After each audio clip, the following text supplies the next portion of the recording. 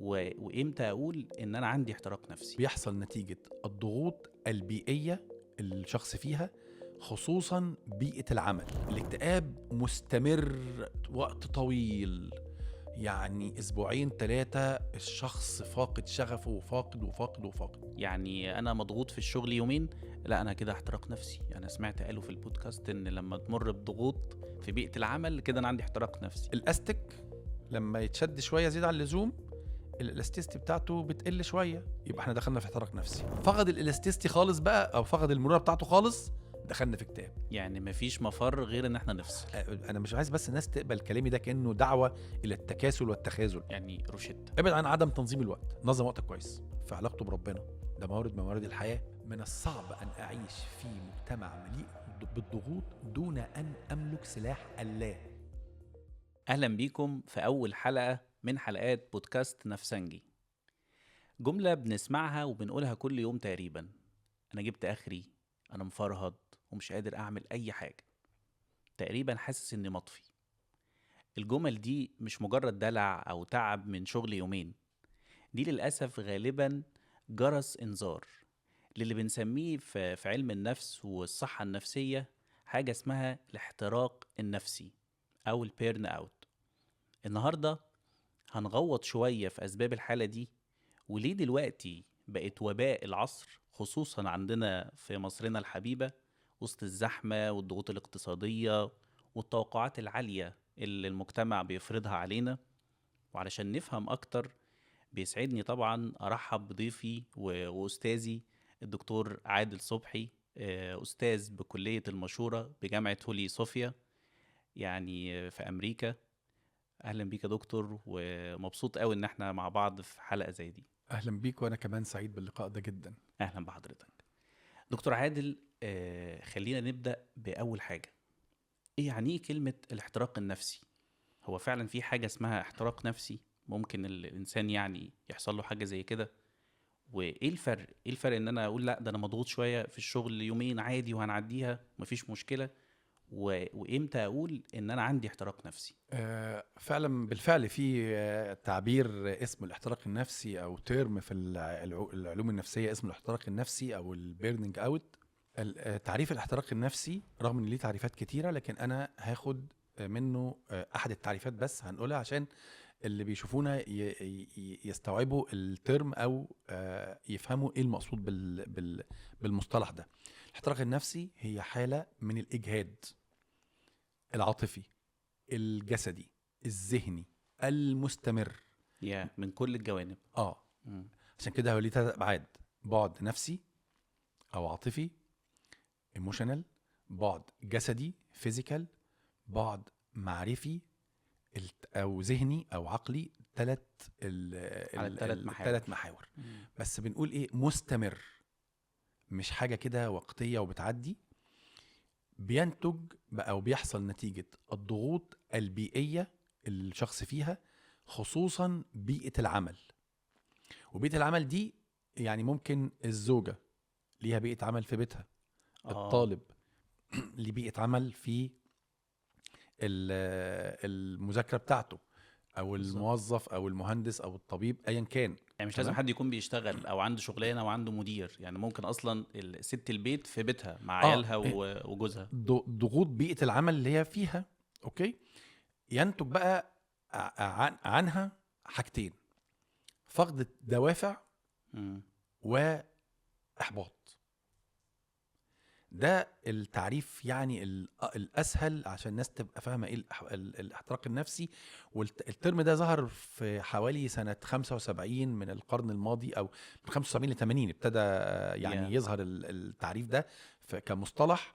ده قبل الضغوط اللي احنا فيها دلوقتي. طبعا المصطلح بقى بعد الضغوط بقى اللي بنعيشها بقى يعني بقى براند يعني حتى زمان السبعينات، يعني كنا كلنا كده كجيل صغير شويه بنقول لا السبعينات دي كان الراجل يخلص الشغل بتاعه 8 ساعات ويجي يكمل يومه على القهوة مع عياله. كان في بيرن اوت برضو ساعتها. كان ابتدى المصطلح ده يبان بالذات في دول أوروبا، لكن دلوقتي المصطلح ده بقى معروف قوي بقى لكل الناس.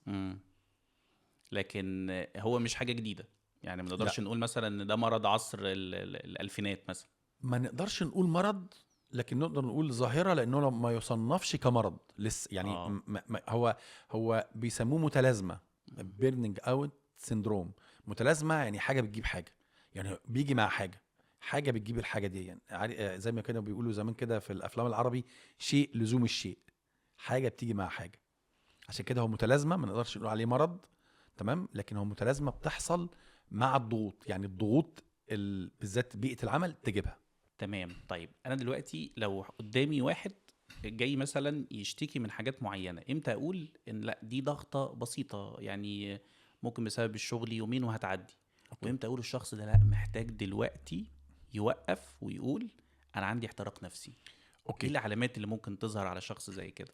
الفكره انه الشخص اللي بيقول انا هوقف دلوقتي دون، او ده احتراق نفسي، لازم ياخد باله من الاستمراريه بتاعه الامر. عشان كده بنقول ايه؟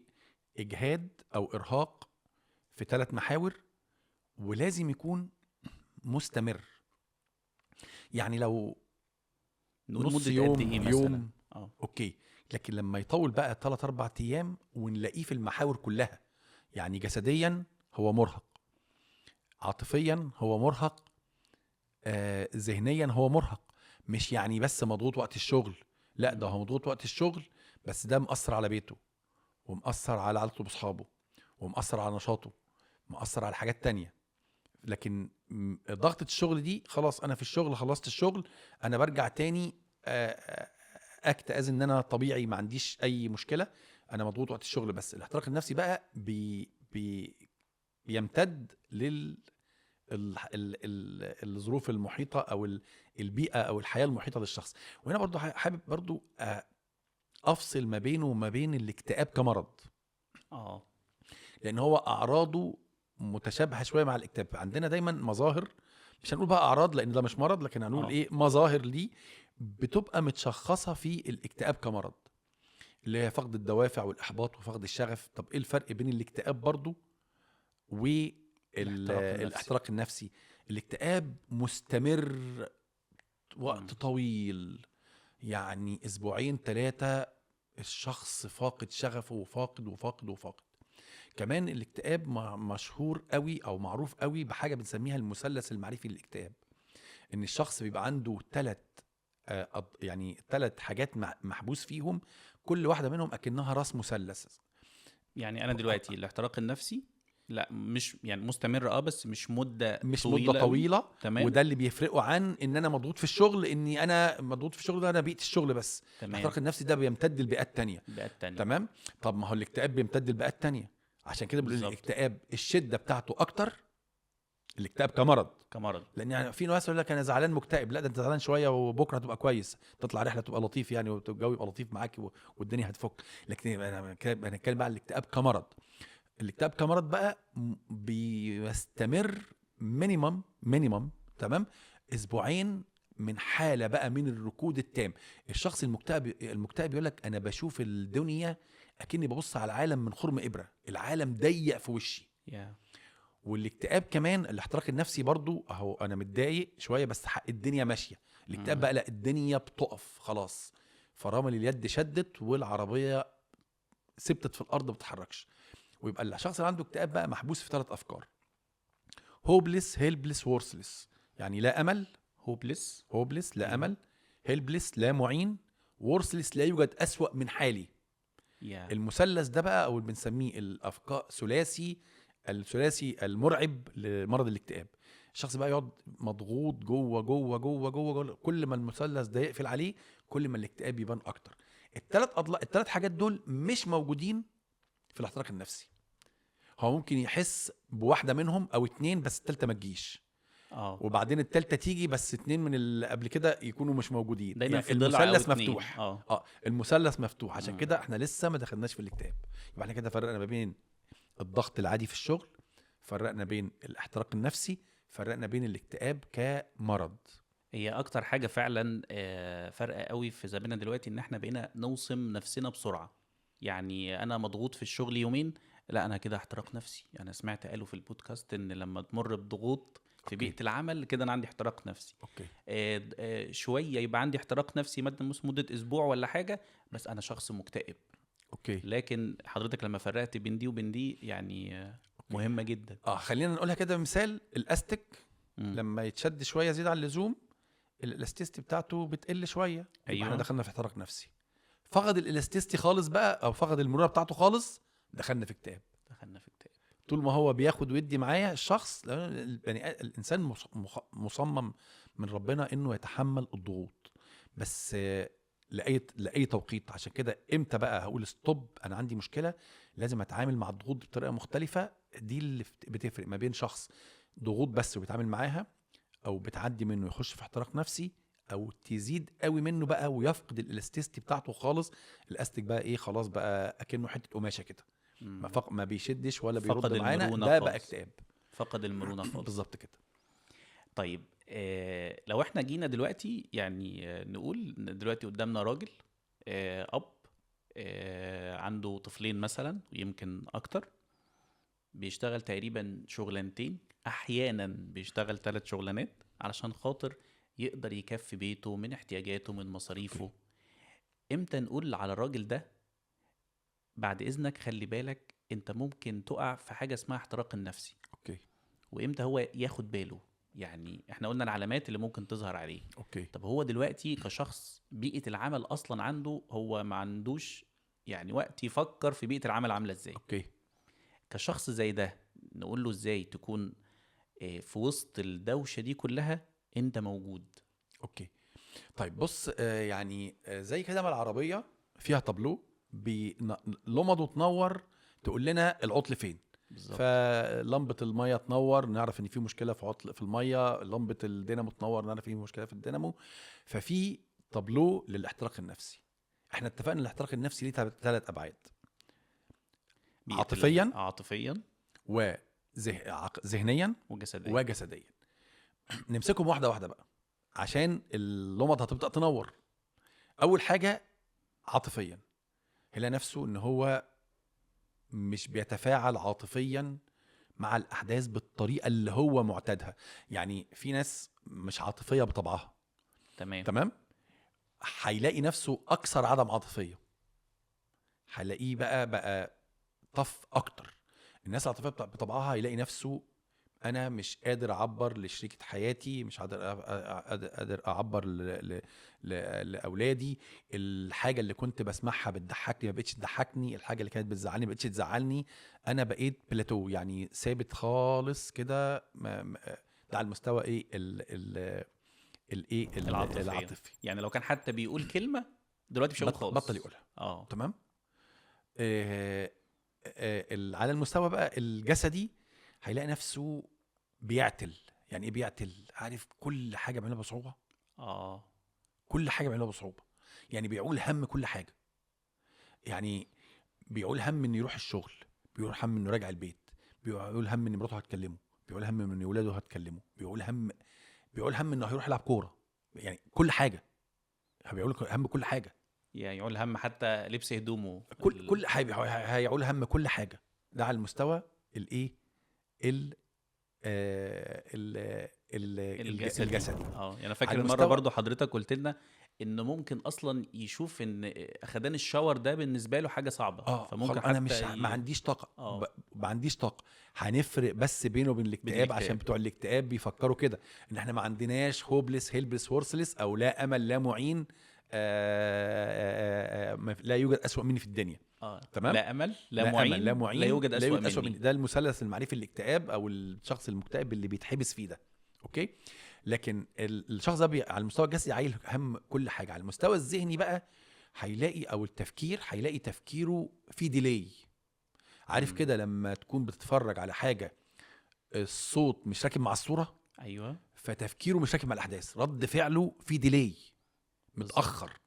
وممكن يبقى رد فعله اسرع من اللزوم. فيلاقي نفسه مثلا لو هو رد فعله متاخر هيلاقي نفسه انا دايما تفكيري مأخر سنة، فقراراتي في التوقيت ده في الوقت اللي فيه الاحتراق النفسي ده قراراتي مش متناسبة مع توقيتاتها. او انه لما يبقى عنده بقى رد فعل بسرعه، تلاقيه بقى فجاه دخل في نوبات غضب مش مفهومه. كان شخص هادي يعني تعاملاته عاديه جدا، مش غضوب، فجاه يلاقي نفسه الناس بتقول له انت بقيت عصبي ليه، انت ليه عصبي؟ اقل حاجه بتعصب. اقل حاجه، اقل كلمه من مراته، اقل كلمه في الشغل، اقل كلمه من ولاده، الحاجات اللي كانوا بيعملوها وما كانتش بتضايقه فجاه بقت تضايقه. فمثلا الولاد بيلعبوا وهو نايم، الاول كان يصحى ايه يا اولاد مش عارف، دلوقتي يصحى مكهرب، يزعق. مكهرب فعلا، اكنه بنشوف يعني رد فعل مختلف جدا في هذا النسق يعني. فالثلاث حاجات دول بقى دي مؤشرات هي بتبان طبيعي جدا، او بتبان مش طبيعي، عايز اقول مش طبيعي بمعنى انها طبيعيه، لكن طبيعي اه انها الشخص لو بيتابع نفسه هياخد باله. وكمان مرات الشخص مبقاش واخد باله من نفسه، فمهم بقى اخد بالي من الناس القريب، من دوائر الثقه اللي حواليا، زي مراتي، زي ولادي، زي اصحابي. تمام. لما يقولوا لي ان في مشكله، بالظبط. بابا ماما يقولوا لي في مشكله. طب لو حد بقى قال لي لا اصل انا ماليش علاقه قوي ببابا وماما، ماليش علاقه قوي بمراتي، علاقتي بيها على خفيف، علاقه الولاد على خفيف، ده مش حضرتك نفسي، انت حضرتك عندك مشكله في ده العلاقات، ده مشكله موضوع تانية. تاني. ده مش موضوع الحلقه بتاعتنا النهارده يعني. لان احنا ساعات بنسمع كده رجاله كتير، تيجي مثلا ستاتهم تقول لا ده ما بيقولش كلمه حلوه، ده فدايما يجيب اللوم على حته. لا طب ما انا طول الوقت بره، اه. طول الوقت بشتغل، ايوه. طول الوقت مطحون، ايوه. الكلمه اللي احنا دايما بنقولها دي. امتى اقول له لا، انت هنا مش فكره احتراق نفسي، يعني ما ايوه توصمش نفسك، لا انت هنا عندك مشكله في العلاقات. بالظبط كده. عشان كده المؤشرات اللي احنا قلناها دي بقى من شويه، بالظبط. لو المؤشرات دي هي اللي موجوده يبقى ده احتراق نفسي. تمام. لكن هو بقى يعني بعافيه شويه، الشخص ده بعافيه شويه، راجل او ست يعني، وان كانت في الرجاله بتبقى اكتر شويه حته العواطف دي في دول الشرق الاوسط بالذات ومصر كمان، ان بيبقى عندنا مشكله في التعبير الراجل عن مشاعره يعني. لو هو بعافيه شويه دي مهاره يتعلمها. بالظبط. لكن الاحتراق النفسي مش مهاره بيتعلمها، ده جرس انذار هناخد بالنا منه. بالظبط. طيب حضرتك قلت كلمة برضو في الأول، إن الست نفسها، ست البيت، ممكن يجي لها احتراق نفسي رغم إن طبعا. هي ما عندهاش بيئة عمل، ما طبعا. عندهاش شغل، ما عندهاش مدير بيغلس عليها، ما ايوه. عندهاش حضور وانصراف. ايوه. العلامات اللي نقول للست تخلي بالك إن أنت عندك احتراق نفسي، اوكي. رغم إن أنت شخصيا ما بتشتغليش، قاعدة في ايوه. البيت. لأنها برضو على الناحية التانية، ان الستات بتستغرب، انا واحده ما بشتغلش ومع ايوه. ذلك طول الوقت مقريفه، وطول الوقت مش طايقه نفسي، ما عنديش اي مجهود اعمل حاجه. ايوه. فازاي نبرئها من الحته دي، نقول لها لا ده بيرن اوت، ينفع ان انت يبقى ليكي احتراق نفسي عادي. بالظبط كده. والست برضو نفس الفكره، بل بالعكس انا يعني مختلف هنا بقى ما بين الناس اللي في المجال الصحه النفسيه، مين اكثر عرضه للاحتراق النفسي؟ هل الرجاله عشان الضغوط اللي عليهم، ولا الستات عشان الضغوط اللي عليهم؟ الحقيقه هي في راي يقول لك الست اكثر عرضه للاحتراق النفسي، على اساس هي في الجانب العاطفي هي اكثر تاثرا بيه، فاكثر تاثرا بالجانب بتاع المشاعر و في ناس تقول لك لا الرجاله هي الاكثر عشان الضغوط الحياتيه وهكذا. الحقيقه انا بشوف انه الاثنين، رايي بقى انه الاثنين يتعرضوا للامر. هي الفكره مش راجل وست او نوع اه. الجنس يعني الجندر، اه. لكن الفكره الشخص هيتعامل ازاي مع ده. طريقه فالست اللي التعامل عندها نفسها. شطاره في التعامل مع الامر ده، عارف بالظبط زي ايه، زي الدنيا زحمه على الكل، بس في واحد عارف سكك تبعد عن الزحمه فيوصل اسرع. اه. لكن لو مش عارف، راجل هيعطل، ست هتعطل. ممكن تبقى الست عارفه سكك تلف منها وتروح مش عارف ايه وتروح. طبعا انا بتكلم بالجي بي اس دلوقتي، الجي بي اس بيطلع لنا كل حاجه بالظبط. بسهوله، اه. لكن قبل كده كان الناس بتبقى حافظه الطرق. تمام. يقول لك الطريق الفلاني ده باخده سالك على طول. تمام. فانا بشوف انه التعامل مع الاحتراق النفسي مهاره الشخص في التعامل مع الاحتراق النفسي، لكن ممكن الست تتعرض له، بالتاكيد ممكن تتعرض له. علشان كده بنقول برضو للازواج يعني والاباء والامهات، من فضلكم يعني اهتموا شويه بالجانب النفسي والعاطفي للزوجه. ومش معنى انها ما بتشتغلش انها قاعده مريحه، ما هي وراها حاجات كتيره اه. بتعملها في البيت، فده برضو دي هتعتبر بيئه العمل بتاعها. بل بالعكس دي ممكن تبقى اكثر عرضه. ليه؟ لان يمكن لو بتشتغل بتخرج بتشوف حد بتتكلم مع حد بتفضفض لصديقتها بكلمتين لحد من اسرتها بتشوفه في الشغل بكلمتين، لكن هي قاعده بقى في البيت هي يعني اتقفل عليها البوكس زي ما بيقولوا، فممكن تبقى اكثر عرضه. وهي البيت بالنسبه لها هي بيئه عمل، هي بيئة عمل اه 24 ساعة اي 7 أيام في الأسبوع، بالظبط مفيش بالظبط لا اجازات اه ولا وقت اوف ولا اي حاجه. بالظبط طيب بالظبط. دلوقتي انا خلاص عرفت العلامات بتاعتي ان انا بتعرض لاحتراق نفسي، مم. وفي نفس الوقت كان دايما يجي يقول لك يا عم سافر افصل يومين، مم. اللي هو سافر انت لست شجره. مم. لكن حضرتك انا مش شجره، بس يعني ممكن اكون شجره بس عليها اقساط اخر الشهر. ايوه اوكي. فاعمل ايه؟ انا دلوقتي مم. مش هعرف اخد اجازه، ومش هعرف اسيب انا راجل ممكن بشتغل شغلانتين وتلاتة علشان خاطر اكفي بيتي وافضل عايش في نفس المستوى. اوكي. ازاي افصل وما افصلش؟ يعني ازاي اعرف ارجع الملم نفسي من غير ما اخد ويك اند في السخنه ولا ويك اند في الساحل؟ اوكي طيب عندنا هنا جزء وقائي زي اي حاجه في الدنيا. جزء وقائي ده تدخل ما قبل الحدث، وجزء علاجي تدخل وقت الحدث. يعني انا ممكن اصلا احمي نفسي ان انا ما ادخلش في الاحتراق طبعا ده. طبعا يعني اللمض بتاعت الطابلو ابتدت تنور، فانا بقى مش مستني لما كل اللمض تنور على بعض، يبقى انا لازم اخد بالي من الاول. يبقى ده جزء وقائي.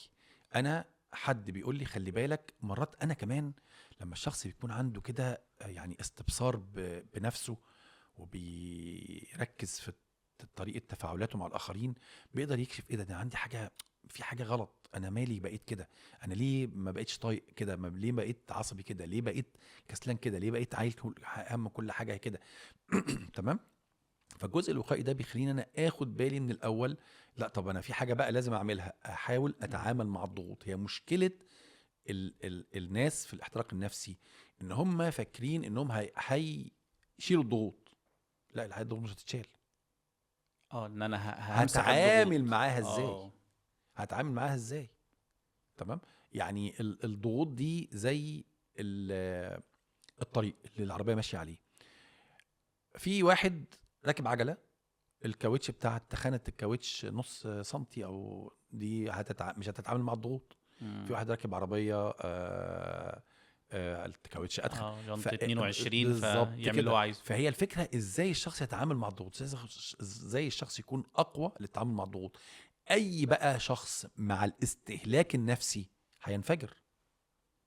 عشان كده لازم انا كل وقت والتاني كوقايه اخد بالي اني عندي حاجه داخله عليا، اتعلم مهارات ازاي اتعامل مع الضغوط، زي اداره الوقت، زي الحدود، زي اللي هي امتى اقول ايوه وامتى اقول لا، زي اني ازاي افصل ذهني، ازاي اتعامل مع مشاعري المضطربه، ازاي اهدي افكاري السريعه جدا جدا، ازاي اتكلم مع حد. يعني هنا حتى برضو عايز اقول الحقيقه للرجاله، الرجاله دايما تقول ايه، لا انا مش هشيل مرات الهم. طب ما انت ما شلتهاش الهم، بس شكلك وانت مكشر وانت غضبان، ما انت شلتها الهم بطريقه تانية. طب ما تشاركها شاركها يعني من الاول. وده احد الحاجات اللي هي تبقى سعيده جدا ان شريك حياتي بيشاركني. فده جزء وقائي ان انا بدخل قبل، يعني تدخل قبل الامر. طب اذا بقى حصل بيرنينج اوت، يعني انا في الاول جزء ده الوقائي. الجزء الوقائي، حضرتك ازاي قلت كلمه افعل التعامل مع الضغوط، ابقى اكثر مهاره في التعامل مع الضغوط. بالظبط. حضرتك قلت كلمه حلوه قوي، ان احنا ساعات يا اما نتناسى الضغوط يا اما نحاول نمحيها، نحاول نمسحها. لكن مهاره ان احنا نتعامل معاها نتعامل دي معاها. انا مش هقدر امسحها. ليه؟ ما انت لسه يعني وانت بتسالني بتقول لي ايه، بتقول لي طب ده انا عندي اقساط وعندي يعني عندي حاجات مش هقدر اشيلها. لكن ازاي انا مش هبقى تحت تاثير الامر ده، مش هبقى تحت تاثير الحدث، هبقى انا اللي بدير الحدث ده. طبعا دي مهارات الشخص المفروض بيتعلمها. وكل ما الشخص الذكاء الوجداني بتاعه بيزيد، كل ما مهارات التعامل مع الضغوط دي بتبقى افضل. وكل ما المرونه النفسيه بتاعته او الريزيلينس بتاعه بيزيد، كل ما هو بيبقى اميز في التعامل مع الضغوط دي. الشخص يبقى عنده ذكاء وجداني. ذكاء وجداني ومرونه نفسيه. يعني ايه ذكاء وجداني؟ الذكاء الوجداني اللي هو ازاي اعبر عن مشاعري بطريقه صح، وازاي اشارك مشاعري مع الاخرين بطريقه صح، وازاي احس بمشاعر الاخرين بطريقه صح. يعني انا طبيعي ان انا اعبر عن شعوري، طبعا يعني مش دلع مثلا، مش هو الانسان كائن اصلا غيري، يعني المفروض يخرج لاخر او يتعامل مع اخرين. تمام. يعني حتى الناس اللي هي مثلا بتنعزل للصلاة او كده في مناسبات معينة او في مواقف معينة، اه هو منعزل عن الناس بس هو متصل بالله، فهو عنده برضه هو غيري برضه. بالظبط. يعني هو غيري، يعني حتى اه في دي هو غيري، مش مع تمام. نفسه كده. حتى الناس تمام. المتوحدة او اللي بتاخد خلوة هو برضو غيري، بالظبط كده، هو بيتكلم غيري، مع الله. هو علاقته مع اه ربنا في الوقت ده، صح. مش مع الاخر المطلق، مش مع الاخر النسبي اللي هو البني صحابي ادم. واخويا، مع الاخر المطلق اللي هو الله. تمام.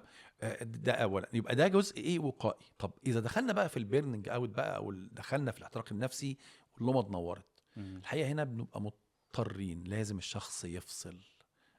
موتور العربيه لما يسخن لازم نوقف العربيه نوقف ونزود ميه. ونسيب القربة تهدى وبعد ايوه، كده ونفتح نفتح. الكبوت كده هو ورق صوت، ما انا هريح يوم بدل ما هقرص على نفسي فادخل في اكتئاب فصعبها على نفسي اكتر. واجيب وجوان وش سلندر. بس كده، فانا احسن لي ان انا ايه، اهدى كده وافصل خالص. هاخد يوم احسن ما يبقوا اكتئاب، وساعتها بقى ادخل جوه المثلث المرعب ده اه السخيف جدا بتاع المثلث لا المعنوي في معين الاكتئاب، لا وده امل. بيخلي الشخص بقى فعلا عطلان عطلان عطلان، بمعنى كلمة عطلان شخص. يعني الاحتراق النفسي هو بيواجه صعوبة، لا الاكتئاب بقى هو شخص بيواجه استحالة. يعني اذا كانت الاحتراق النفسي كل حاجه بصعوبه، لا ده كل حاجه مستحيله مستحيل. مستحيل. يعني مم. الاحتراق النفسي بصعوبه اغسل وشي، الاكتئاب استحاله اغسل وشي اصلا. يعني مفيش مفر غير ان احنا نفصل. هبقى لازم وقت افصل طبعا. عشان كده بنقول ايه كجزء وقائي برضو، الاجازات الاسبوعيه مهمه، ما تشيلش نفسك فيها شغل. اه انت مضغوط ماليا، حقك انك تشتغل، اوكي. وطبعا انا مش عايز بس الناس تقبل كلامي ده كانه دعوه الى التكاسل والتخاذل، اه لكن في فرق ما بين ان انا بأدير حياتي وفرق ان انا متخاذل في حياتي. يعني هعمل كل اللي عليا بس في حاجات دي خارج قدراتي، لازم انا ان انا الجانب النفسي ده انا هستهلكه. ما هو ده من رصيدي النفسي، فلازم دايما ابقى كير قوي ان زي ما بعمل رصيد في البنك مالي وكل مصرف منه اضيف له، الجانب النفسي برضه رصيد نفسي كل مصرف منه لازم اضيف له، لازم اضيف له. عشان ما يبقاش مرة فجأة يقول لي ايه، عفوا قد نفذ رصيدكم. ده يخش احتراق نفسي. عفوا انت مديون بقى ده اكتئاب. اكتئاب. اوكي، حلو قوي. يعني فكرة الوقاية خير من العلاج. بالظبط كده. ازاي اتعامل مع الضغوط، اتعلم مهارة التعامل مع الضغوط. بالظبط. النقطة التانية افصل، لازم حتى لو يوم، بالظبط كده. يوم كل اسبوع افصل فيه. بالظبط تمام. كده. طيب احنا عندنا حتى يوم الاجازة، يعني عندنا عدم مهارة تخطيط يوم الاجازة. اوكي. يوم الاجازة يا بننام فيه، هم. يا بنطحن فيه مشاوير، مشوار كارفور بتاع كل اسبوع ده. هم. ازاي بقى انا استمتع بالحاجات البسيطه؟ انا ما عنديش امكانيه ان انا افصل يوم زي ما قلت اوكي. لحضرتك في حته مثلا غاليه او حاجه. اوكي. ازاي يوم الاجازه يبقى ليه اولويه وفي نفس الوقت متخطط صح؟ يعني الاول عشان يوم الاجازه يبقى ليه اولويه لازم اشوف اهميته، اهميته. لانه ما لا يدرك الشخص اهميته لن يفعله. ما لا يدرك الشخص اهميته اهميته لن يفعله. مش الحاجه هيعمله. اللي مش مدرك اهميتها انا مش هعملها، ده حقيقي. والحاجه اللي انا مش هحط لها وقت في حياتي مش هعملها ابدا. عشان كده حتى لو انا يوم الاجازه في كارفور، واي نوت، او في السوق، او يعني خلينا ننزل شويه لان مش كل الناس بتروح كارفور، في ناس لسه كتير بيروحوا اه لسوق ايوه السوق بتاعنا الحاره العادي. بتاعت السوق دي اللي موجوده في كل بلادنا او كل ايوه مناطقنا الشعبيه الجميله، اللي هي فيها المصريين اللي ايه الاصليين. الاصل الطبع الاصلي اه للشخص المصري. تمام. لكن واي نوت ان انا حتى ولو ساعتين في اليوم انا بخرج ببقى مع مراتي واولادي، حتى لو هنتمشى تمشيه بسيطه، ناخد كوزين ذره على الكورنيش،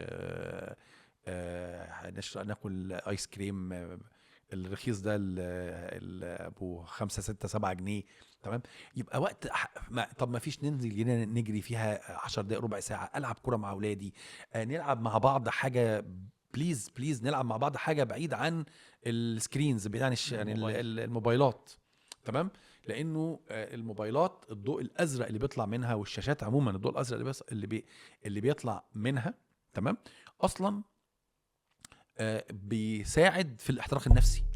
ده جزء. الجزء التاني بقى ان من كتر ما الناس بتسمع ريلز، تمام، بقى عندنا حاجه كده بنسميها التعفن الذهني. التعفن الذهني ده بقى التعفن الذهني. ما بقتش اطيق اسمع حاجه اكتر من دقيقتين. فتلاقي دلوقتي اضرب السرعه في 2 بالظبط. بس ده لو جالي فويس مسج على الواتساب 2 3 تلاقي تك ايدي على طول في 2 في 2 على طول. انا مش فاضي لسه. ده نتيجه ايه؟ ان مخي ابتدى يتبرمج ان انا باخد معلومه جاهزه، ده رقم 1، واخد معلومه في 2 دقيقتين. فمخي بقى مش قادر يستوعب اكتر من كده. خلاص اتبرمج، بقى السوفت وير بتاعه جاهز لكده. فلما تيجي بقى انا متعود اخد المعلومه في 2 دقيقتين بالظبط، تمام، فيجي بقى اولادي يكلموني، لا انا مش هقدر، انا عايز في 2 دقيقتين تقول لي كل حاجه. طب ريت هتكلمني، لا يلا خلص، يلا خلصي. اللي هو بدور على زرار الاثنين اللي هو بالظبط كده. انا بقى عايز ادور لو مراتي عندها زرار كده في قرطها او جوزي ادوس على 2 فيه عشان يخلص بسرعه، او اولادي. يا سلام، ده لو يعني يقول لك يا سلام لو ربنا كان اخترع عمل لنا خلق لنا الزرار ده. المشكله بقى ان ده يخليني ايه؟ هيدخلني ليه في البيرنينج اوت؟ لانه ما بقاش عندي قدره على الصمود اني اعمل حاجات لمده طويله. فبقت الحاجات اللي مدتها طويله لود عليا او لود على مخي. واحنا اتفقنا ان جزء في البيرنينج اوت ارهاق ذهني او عقلي. فبقى مخي يرهق بسرعه. انا فتحت لنفسي باب بيعمل لي الازمه دي. عشان كده بليز، الريلز هي حلوه وجميله وكلها، مش بقول ما تشوفوهاش، لكن على فكره الريلز دي حتى بتخلي الناس صعب تقرا. ليه؟ انا لسه هقرا صفحتين 3 في الكتاب؟ لا انا مش فاضي، انا ما عنديش وقت. تمام. او انا هعمل ده، بعمله، بس بعمله انا مخي سرحان في حاجه تانية. اذا كنت هقرا فانا اقرا صفحتين 3 واطلع بنتيجه 0. ليه؟ لان انا مش فاضي، مش قادر اركز اكتر من 2 3 دول. خلاص انا مخي ظبط على الحته دي. عارف لما بالظبط زي ما ايه، زي ما يكون واحد بيعمل دايت فمعدته قفلت، ده الحبه دول بيشبعوا بالظبط، فعمل دايت ذهني. بقول الحبه دول بيشبعوا. عشان كده بقول بليز ابعدوا عن الشاشات على قد ما تقدروا، علشان ده بيساعد في الاحتراق النفسي. وعلى فكره ممكن الطفل يجيله احتراق نفسي. طفل من سن كام؟ الشاشات دي تعمل احتراق نفسي. من سن كام نقول؟ من السن اللي هيقعد على الشاشات فيه كتير. احتراق نفسي الطفل أيوة. سنه 5 سنين. ايوه طبعا هنلاقيه بقى يبان. هو الطفل مش يقول احتراق نفسي، هنلاقيه فجاه عصبي جدا، فجاه بيكسر، فجاه بيقطع، فجاه ضد القوانين بتاعه البيت، فجاه مش هيذاكر، فجاه في المدرسه بقى عنيف مع اصحابه. هنلاقي تغيرات سلوكيه تقول لنا في مشكله. بس احنا مش فاهمين ايه المشكله، او الطفل مش عارف يقول انا عندي كده، بس هنشوفها في سلوكه. الكبير يقول لك انا محبط، انا متضايق، انا يائس. الطفل هنلاقي بابا هيعمل ايه بقى؟ ومامته هيبداوا يستخدموا العنف، لانهم فجاه شافوا حاجه غريبه يستخدموا العنف. ما العنف بقى ارهاق جسدي، فالولد بقى مرهق ذهنيا ومرهق جسديا وعاطفيا، ارهق نتيجه الاساءات والاهانات. فاكننا بنزقه اكتر واكتر. عشان كده بليز الوقت بتاع الاولاد ولو كان صغير بس خليه فعال. الوقت بتاع الزوج والزوجه مع بعض حتى لو كان صغير، يعني فكره ان احنا نتعرض لشاشات كتيره ممكن اصلا حتى لو انا مش مضغوط في الشغل. يعني الطالب في المذاكره مطلوب منه يذاكر منهج كتاب أيوة. مثلا 100 صفحه، ايوه، فهيستوعب ازاي وهو شخص مخه متعود على ايه؟ على الريلز الدقيقه بالظبط كده، ولا 40 ثانيه بالظبط كده. فمش هيعرف حتى يقرا الصفحتين 3. مش هيقرا صفحتين 3. ولما حتى يروح في المدرسه هو ما عندوش خلق. لا المدرس بقى عنده خلق يشرح 45 دقيقه. زي الحصه بتاعت زمان دي، ولا ولا الطالب. الطالب عنده خلق يسمع 45 دقيقه. لا ما انت يعني لخص. بيئة يعني مثالية للاحتراق بيئه النفسي. مثاليه طبعا الاحتراق النفسي. الشاشات دي بتعمل ازمه كبيره. فكرة كمان ان احنا دلوقتي لما بنيجي نسمع بعض، يعني بقت مشهورة قوي. ما هو انا هعمل ايه؟ انا مش لاقي حد يسمعني. ايوه فلا انا عارف اسمع حد اكتر بسبب ان انا متعود على الكبسولات السريعة دي، ايوه ولا لاقي حد يسمعني عشان هم نفسهم متعودين على الكبسولات السريعة. بالظبط كده. فحتى السمع نفسه ما بقاش. ما بقاش الناس بتسمع بعض. غير تخيل بقى مع الشات جي بي تي كمان، لو اي حد دخل كتب للشات جي بي تي سؤال، اه. اول اجابه للشات جي بي تي بيقول له ايه؟ ده سؤال جميل جدا، وقد ايه انت عبقري انك فكرت فيه. فالناس بيقول لك طب اروح لبابا او لماما او لاختي او او لجوزي، او يقول لي ايه القرف اللي انت جاي تقوله ده؟ فمش هكلمه بقى، انا اروح اسال الشات جي بي تي. ده بيمدحني انا على السؤال دخلت اللي انا على بسأله. الشاشات تاني، مم. انا رحت للشاشه تاني، وده معناه احتراق نفسي تاني. زيادة. تمام. فنلاقي الدايره بقى ايه عماله ايه تقفل على بعضها اكتر واكتر. طيب ساعات لما بيحصل جزء من الاحتراق النفسي احنا بناكل كتير. اوكي. يعني بنطلع غلبنا في الاكل. اوكي. امتى افرق اقول ان انا باكل عشان مضغوط، ولا لا انا باكل عشان عندي مشكلة في اضطراب اكل او الامراض اللي احنا بنسمع عنها جديد دلوقتي؟ اوكي. طبعا ده سؤال يعني مهم جدا، لانه برضو نفس الفكره. في فرق ما بين الايموشنال ايتنج اللي هو الناس اللي بيتاثر حالتهم النفسيه في الاكل بتاعهم، فلما يكونوا مبسوطين ياكلوا كتير، او مش مبسوطين ما ياكلوش كتير. بياكلوا كتير اللي هم وهم مبسوطين، لانه الاكل بيديله سيروتونين. ده احد النواقل العصبيه المسؤوله عن الفرح والبهجه. فانا مم. باكل عشان اخد سيروتونين. طب تاخد الشخص سعادة. اخد مم. هرمون السعاده. طب الاشخاص اللي بتسد نفسها ده جسمها بيفرز ادرينالين وكورتيزول، فالحاجات دي بتقفل الشهيه. فممكن ما ياكلش كتير او ياكل كتير.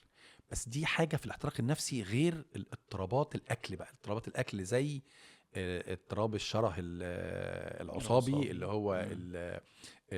البوليميا نيرفوزا، او اضطراب فقد الشهيه العصابي اللي هو انوركسيا نيرفوزا.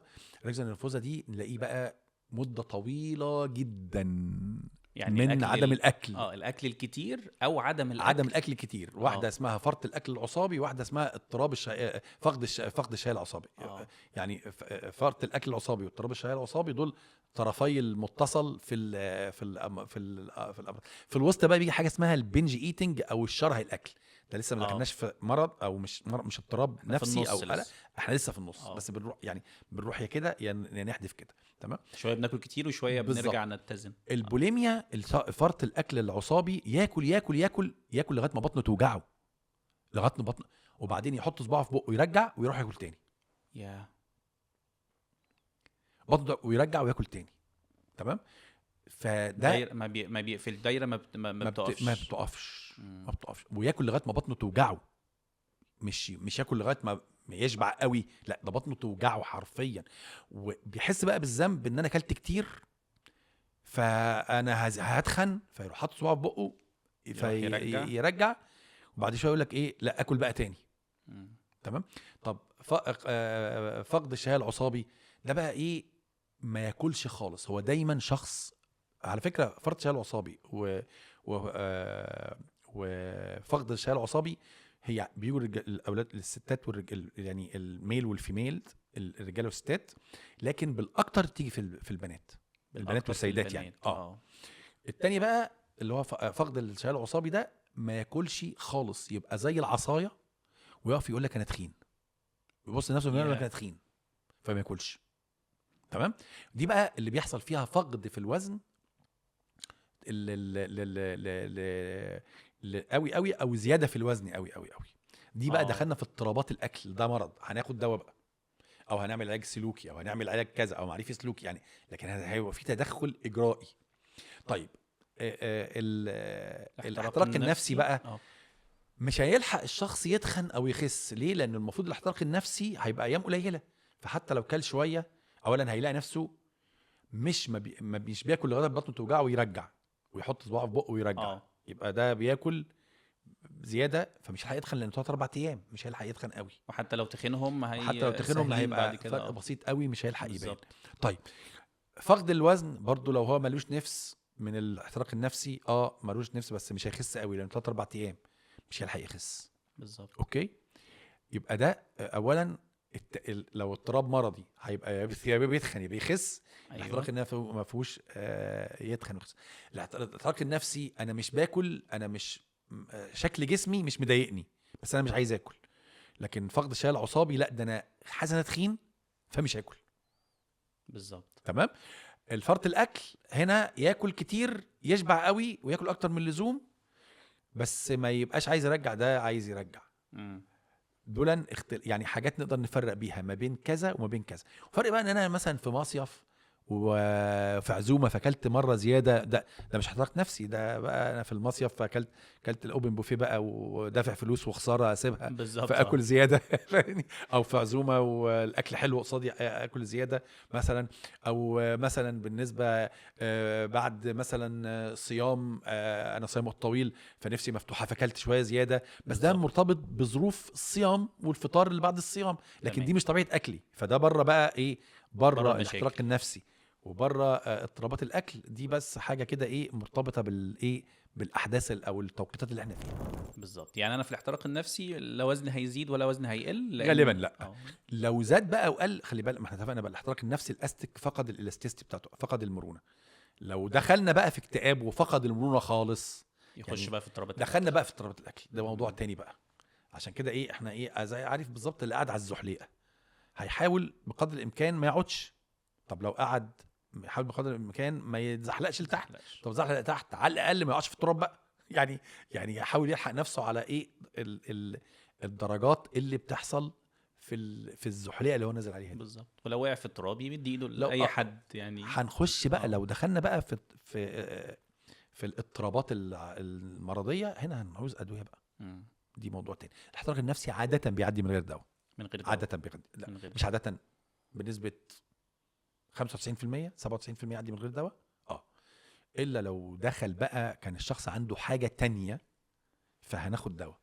لكن عاده لو هو بس احتراق نفسي غالبا هيعدي من غير دواء. تمام. يعني لو انا بمر بفتره احتراق نفسي، ما يفضلش ان انا اخد ادويه عشان انام او علشان خاطر اريح. يفضل لا. يفضل لا. تمام. والادويه عموما بليز ما ناخدش ادويه من نفسنا. الادويه تتاخد تحت اشراف طبي، يا اما من دكتور متخصص يا اما من صيدلي متخصص وثقه. ممكن يكون متخصص ومش ثقه يوديني في مشكله، وممكن يكون ثقه ومش متخصص برضه يوديني في مشكله. فعشان كده بقول الدكتور متخصص ثقه او صيدلي متخصص ثقه، عشان لما يديني الانفورميشنز بتاعت تعامل الدواء يبقى انا عارف باخده ازاي واعمل بيه ايه واخده امتى واخده اوقفه بعد قد ايه وهكذا. لكن في الاحتراق النفسي عاده ما بنعوز ده، لان لو كل واحد جاله احتراق نفسي خد ادويه مهدئه يبقى غالبا كل البني ادمين هياخدوا ادويه مهدئه. هندمن الادويه. تمام. طيب انا دلوقتي دخلت في احتراق نفسي وتقريبا مش واعي مش لاحق، يعني في دوشه كده من حواليا ومش واعي. الناس اللي حواليا دورهم ايه؟ الناس اللي حواليا دورهم ايه؟ دورهم انهم اول حاجه يدنوروا لي سبوت زي كده. التيم هنا بتاع الاضاءه اللي معانا في التسجيل، تمام، قعدوا يظبطوا الاضاءه كده عشان يظهروا لنا ويحطوا سبوت على الوش عشان الوش ينور كويس. بالظبط. احنا محتاجين تيم اضاءه نفسي حوالين الناس دي يبداوا ينوروا لهم الحته دي عشان يشوفوها. ده اول دور. تاني حاجه ان نحترم انسانيه الشخص كانسان ممكن يمر بضعف. نحترم انسانيه الشخص، ما اقعدش الومه واقطم فيه واكرهه في حياته ويا ريتك كنت عملت شفت لا. يعني هو تعبان بما فيه كفايه. يعني هو مش محتاج دلوقتي لوم او نقد، محتاج حد يقول له احنا جنبك. لو مش عارفين نقول له احنا جنبك نسكت نقول له خلي بالك بس انت في مشكله، انت مش ده طبيعتك. ولما نقولها له ما نقولوش بصيغه تقليل منه او اهانه ليه او برضه، لكن نقول له خلي بالك انت غالي علينا، احنا بنحبك، احنا عايزينك تبقى معانا. يعني نحاول بقدر الامكان ايه نقول بطريقه صح، وننور له اللمبه على المشكله اللي هو فيها. هو نفسه لما هيشوفها هيعرف يتعامل معاها، ودي مثل الاحتراق النفسي. الاحتراق النفسي لما الشخص بيشوفها بيعرف يتعامل معاها، غير الاكتئاب او المرض النفسي بيبقى شايفها بس مش عارف يعمل ايه. مثل الاحتراق النفسي انه الدركسيون لسه في ايدي، بالظبط. في المرض النفسي الدركسيون مسكه حد تاني. يعني الساعات اللي حوالينا دايما كده، يا ابني اللي بتعمله في نفسك ده، يا ابني انت حالك بقى كده عامل ازاي. الكلام ده تأثيره ازاي على البني آدم اللي بيمر باحتراق نفسي؟ طبعا تأثيره سلبي جدا، لأنه بيأثر عليه في الجانب المعنوي، اللي احنا قلنا أحد الحاجات الثلاث حاجات اللي في الاحتراق النفسي: ذهني وعاطفي، الثلاث محاور بتوع ذهني وعاطفي وجسدي. فأنا كده بعمل له يعني زي ما يكون كده emotional abuse، يعني abuse نفسي. فأنا بزقه أكتر، هو مش محتاج ده دلوقتي، هو مش هيقدر يعمل ده، ان انا كده بزود عليه شعور بالذنب. عشان بالظبط كده. على فكرة عشان كده فكرة انه ممكن حرف يقتل، ممكن حرف يقتل، مش لازم الرصاصة بس تقتل. حرف انا اقوله لشخص انا بقتله نفسيا على المستوى النفسي. عشان كده في ناس بتهزر زي طعن السيف، يعني في ناس هزارها زي طعن السيف. هو بيهزر، ده مش هزار، انت بالنسبه لك هزار بس قدامك الجرح اتوجع. ما انا بسمعها عادي، اما انت سمعتها عادي بس هو بالنسبه له مش عادي. وبالنسبه للاخر في حاجه عادي بالنسبه له مش عادي بالنسبه لك. هو دلوقتي مش في المرحله دي خلاص، في المرحله انا عايز حد يعني ايه، عارف ان الملسوع، انا مش عايز حد يلمسني على اللسعه، انا عايز حد بس يقول لي طب خلي بالك على ايدك وخد المرهم ده وريح عشان ايدك ترتاح. بالظبط. ولو مش عارف اتعامل معاه ما المسهاش انا بس. يبقى اقول له طب من فضلك روح للمتخصص. يعني في الناس بتوع الصحة النفسية بيشتغلوا في المجال ده، او احنا في الصحة النفسية يعني بنشتغل في الجانب ده، ازاي نخلي الشخص سلوكيا تمام يطور من نفسه، ذهنيا يطور من نفسه، عاطفيا يطور من نفسه. فنبدأ نقفل الثلاث محاور بتوع الاحتراق النفسي ده، لو الشخص مش قادر يتعامل معاه، لكن قادر يتعامل معاه هو خلاص هايل، اتس اوكي هايل. طيب احنا عايزين في الاخر كده يعني روشتة، يعني احنا جايين دلوقتي للدكتور عادل عايزين روشتة. انا دلوقتي بمر باحتراق نفسي، مطلوب مني اعمل ايه؟ 1 2 3، وفي نفس الوقت كمان يعني ازاي اخرج بسرعة؟ طيب الاول برضو دايما الروشته هتكون ايه؟ لما بروح للدكتور يقول لي خد الدواء الفلاني بس بليز ابعد، مثلا عندي ضغط مثلا يقول لي ابعد عن المخللات، ابعد عن كذا، ابعد عن كذا. فانا برضو عايز اقول في الروشته ابعد عن عدم تنظيم الوقت، نظم وقتك كويس. لان غالبا الاحتراق النفسي وده بنسميه احتراق نفسي تنظيمي. يعني ايه احتراق نفسي تنظيمي؟ بيجي نتيجه سوء تنظيم الشخص لموارد حياته. سوء تنظيم الشخص لموارد حياته. موارد حياته بقى ايه؟ مش بس الفلوس، الوقت مورد الحياه. تمام. الحاله اللي عايز اقول الروحيه في علاقته بربنا ده مورد من موارد الحياه. العلاقات الانسانيه ده مورد من موارد الحياه. عشان كده نظم كل حاجه، نظم وقتك تمام، ابعد عن الوقت يضيع منك، نظم علاقاتك على المستوى مع الاخر المطلق اللي هو ربنا، ومع الاخر النسبي اللي هو الناس اللي حواليك. تمام. يعني نظم موارد حياتك. تمام. كمان نظم مشاعرك، عبر عن نفسك. لما تكون متضايق قول انا متضايق، لما تكون مبسوط عبر انك مبسوط، لما تكون زعلان من حد غالي عليك قول له انا واخد على خاطري منك بليز، عايزين نحل المشكله دي، انا عايز علاقتي بيك تبقى جميله دايما، مش عايز يبقى بينا مسافه تضايقني او تضايقنا، احنا علاقتنا غاليه. يعني عايز اقول للي قدامي انت غالي جدا عليا، انا عايز علاقتنا تبقى احسن من كده. يبقى ده في جانب ايه كمان نظم امتى هتقول امتى هتقول لا.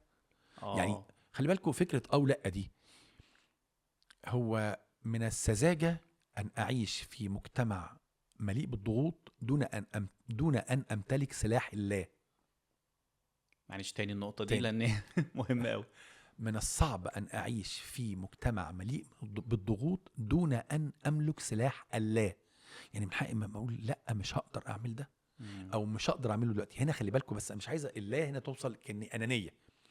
يعني امتى هقول ايوه امتى هقول لا، دي مش انانيه. يعني انا هقدر اعمل ده بس في الوقت الفلاني، انا ده فوق طاقتي مش هقدر اعمله. يعني مش لازم ابقى انا واخد المقاوله فحت ورد بعمل كل حاجه، اه لان انا عليا ادوار هعملها. تمام، انا هعمل دوري وهساعد الاخرين واشجعهم يعملوا ادوارهم، لكن لما هعمل ادواري وادوار الاخرين ده هيساعد ان انا ادخل في احتراق نفسي. يعني احنا فعلا احيانا ما بنعرفش نقول لا، اللي هو فعلا. طب يعني هيقول عليا ايه؟ طب بالظبط. ما هو ممكن يزعل، ما هو ممكن بالظبط. اخسره. بالظبط، عشان كده عندنا 4 تايبس من الاشخاص في الحته دي. ناس ما تعرفش تقول لا، دول بنسميهم المذعنون، اللي هو كل حاجه ايوه حاضر، اللي هو بين قوسين كده يعتنق مبدا شلوت سعادتك دفع للامام. ده ما يقولش لا ابدا. ده سهل جدا يحصل له احتراق نفسي، اه لانه بيبقى مستهلك من الكل. عندنا تاني ناس المتسلطين، اللي هو عايز كل الناس تمشي على مزاجه، ده يخلي الاخرون يجوا لهم احتراق نفسي. هو اللي بيعمل بقى الاحتراق النفسي للناس. للاخرين، يعني اعمل ده سوي ده، عايز كل واحد يمشي ده يخلي الاخرين يجوا لهم احتراق نفسي. ما ينفعش تعترض عليا. عندنا ناس اسمهم المتجنبون. المتجنبون دولا يعني لا ليا دعوه بحد ولا هساعد حد، فده ينعزل يبقى لوحده كده، فيجي له احتراق نفسي من العزله. لا عايز حاجه من حد ولا ولا ساعد عايز حد. ادي دول حاجه لحد. متجنبون يعني ابدا. يعني لا عايز يعني في مثل بس مش حاضرني قوي دلوقتي، اللي هو صباح الخير يا جاري، انت في دارك وانا في داري، مالكش دعوه بيا ولا ليا دعوه بيك بس. تمام. وعندنا ناس المتبلدون. المتبلدون بقى دول اللي هم لما يزيدوا قوي يخشوا في الشخصيه النرجسيه. يعني هو المتبلد ده بقى متبلد يعني ايه؟ يعني متبلد انا ما ساعدش حد بس اسخر كل الناس تساعدني. ده ياخد بس ده برضو يعمل احتراق نفسي للاخرين. فعندنا 2 يحترقوا نفسيا، اللي هو المتجنب اللي هو ما يساعدش حد ولا حد يساعده، والمذعن دول اللي ما بيعرفوا، دول في ما بيعرفوش امتى يقول يقولوا امتى يقول لا. تمام. المسيطر والمتبلد دول يحرقوا الناس نفسيا. يبقى 2 بيتحرقوا و2 بيحرقوا. بالظبط كده. 2 يسببوا الاحتراق النفسي و2 يعملوا لنفسهم الاحتراق النفسي. عشان كده امتى اقول ايوه امتى اقول لا، وده في المحبه اللي بتحكمنا في التعاملات.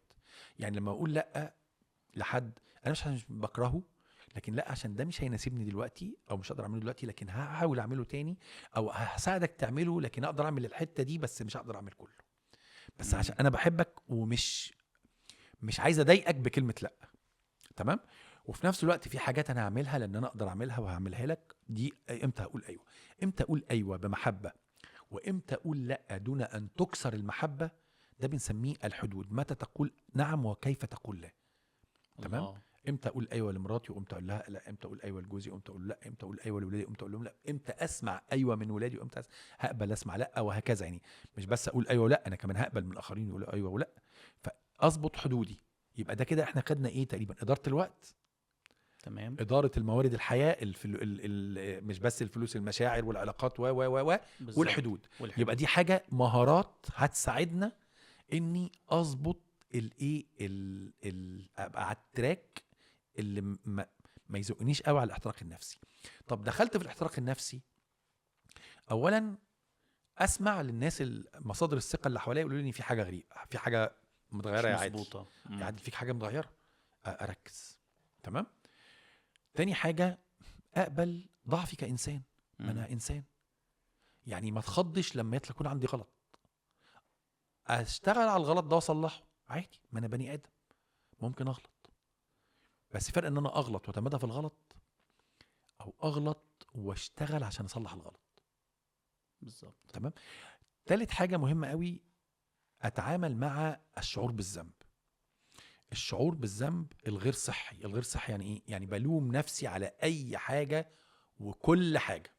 بلوم نفسي على اي حاجه وعلى كل حاجه بتحصل، رغم ان انا مش غلطان في حاجه. ما غلطتش. بس الناس مش قايلين الغلط، انت السبب في كذا، انت السبب في كذا، انت السبب في كذا، وانا هصدق ان انا السبب بس انا مش السبب. طب لو انا السبب اصلح غلطتي، اقول انا اسف هصلح. طب لو طلعت انا مش السبب ما لومش، ما تحبسش في فكره لوم النفس. ده تقريبا كده وقت او ما قبل الاحتراق واثناء الاحتراق. وماذا وقت الاحتراق. حصل بقى الاحتراق وزاد عن حده، حتى لا ينقلب الى ضده وابقى ايه، دخلت في دخلت في اكتئاب. اكتئاب. لازم افصل ولو 48 ساعة او 24 ساعة، وافصل في بيئة مختلفة. يعني ما يقولش افصل واقعد في البيت، افصل. طب انت ما ما انت عملناش حاجه. زي ما بيقول لك ايه، ابرد الاكل وهو على النار. طب ما هو النار هيبرد ازاي؟ لازم تشيل الاكله دي من على النار ولا مش هتبرد. لازم اخرج بره البيئه المحيطه دي، اعمل حاجه تانية. آه الدعم العلاقاتي بقى او العلاج العلاقاتي مهم قوي، ان انا يكون ليا علاقات جيده ببابا وماما، باخواتي، بشريكه حياتي، باولادي، لان دول كلها مصادر دعم تقدر تسندني في بتساعدني الوقت في ده. الجانب النفسي. امم. ما احنا اتفقنا ان في جزء نفسي، ايوه. فحس ان انا مش لوحدي. ده يفرق معايا قوي او يساعد الشخص قوي. هي فعلا روشتة هايلة. يعني روشتة هايلة ما قبل الاحتراق، أثناء الاحتراق، لو الاحتراق زاد شوية ساعتها يبقى أنا كده مش محتاج أفصل طول الوقت، أنا بس محتاج أفصل لو إيه، لو الموضوع زاد شوية عن حد. بالظبط كده، بالظبط تمام. كده، احنا بالظبط. بس عشان صلحنا الفكرة المغلوطة دايما ان انا هعمل ايه، طيب ما انا غصب عني مش هعرف افصل كل اسبوع في حتة او بالظبط، اسافر. بالظبط كده. مش قادر فنطمن افصل كل يعني. اسبوع، افصل ولو ساعتين كل اجازه، 3 ساعات مع عيلتي يعني ما خليش لكن ما تروحش بقى للاكستريم بعدين اقول لا مش هفصل. لا، هتضطر تفصل ساعتها بقى. عشان كده ايه، دايما بنقول الوقايه هتسهل حاجات كتير قوي بدل ما ادخل في وسط المعمعه بقى. انا عايز اشكر حضرتك جدا جدا جدا. اشكرك جدا. موضوع الاحتراق النفسي، انا اتمنى ان هو يكون حلقة البودكاست دي تشارك ولو بجزء صغير في تغيير فكر الناس عن النفسية وعن الشخص اللي بيمر باحتراق نفسي، وعننا احنا كأشخاص امتى نقول اه وامتى نقول لأ، او على الأقل ازاي نقول لأ. دي احنا فعلا اوكي، محتاجين نتعلمها. اوكي. انا بشكر حضرتك خالص دكتور عادل، استاذ المشورة في جامعة هولي صوفيا بأمريكا. مبسوط جدا ان احنا قعدنا مع بعض اشكرك، الوقت ميرسي ده. خالص خالص. واتمنى جدا ان هي ان شاء الله تتكرر تاني مرات ومرات، لان انا كشخص مرقص استفدت من حضرتك كتير جدا على مدار بسمع من حضرتك من 10 سنين تقريبا او اكتر. فشكرا انا شكرا بشكرك لوجودك معانا جدا على النهارده. اللقاء. بشكرك جدا على اللقاء، وانا استمتعت برضو بالاسئله العميقه اللي اتسالت. اتمنى تكون الاسئله دي يعني ايه وصلت للناس مفاهيم مختلفه، مع الاخذ في الاعتبار حاجه، انه في اي موضوع علمي هنلاقي وجهات نظر في تناول الموضوع للمهتمين بالصحه النفسيه. فما حدش ياخد كلامي كانه ده الوحيد اللي موجود، لا، في اراء تانية.